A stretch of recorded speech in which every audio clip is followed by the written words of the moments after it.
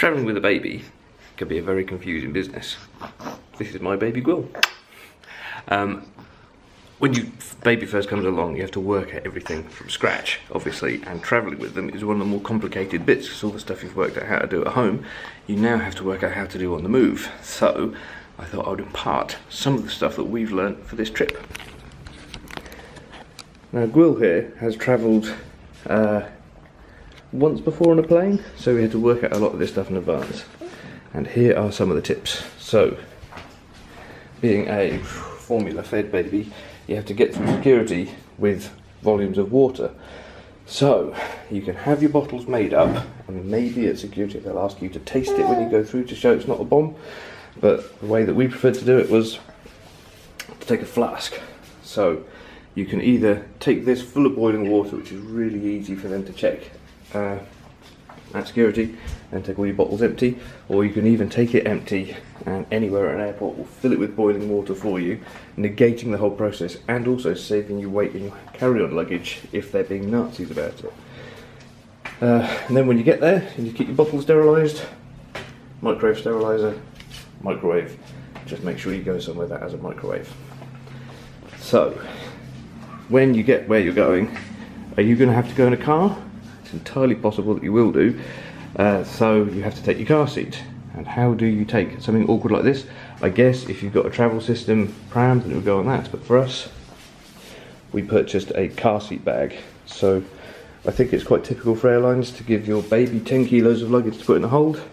This, the bag, and the other bits and pieces weigh about 10 kilos. This is a travel cot. It's like a pop tent. We actually haven't had to use it on this holiday because they provided us with a cot in the room, but it's completely adequate. And look, it's right in there along with the car seat, which is great.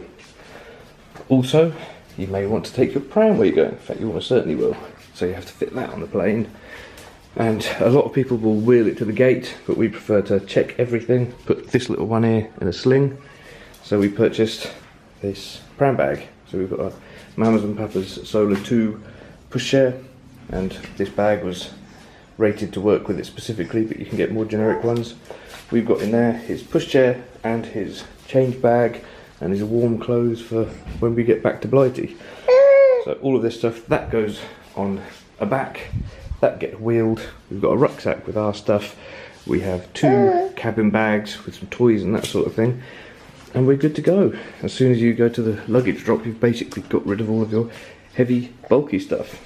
So on the flight out here, he decided that he was going to do 2 massive blowout poos.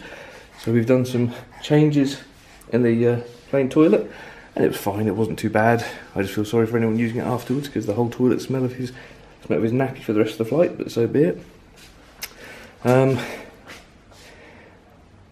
I think that about covers it. You know, wherever you stay, look for somewhere that you're happy to hang around in the room, because obviously you'll be putting little one down early and hanging about in your room. So, you know, make sure you've got somewhere nice to sit for the evening, like this. Beautiful. So, tips for travelling with your baby. I hope you found that useful.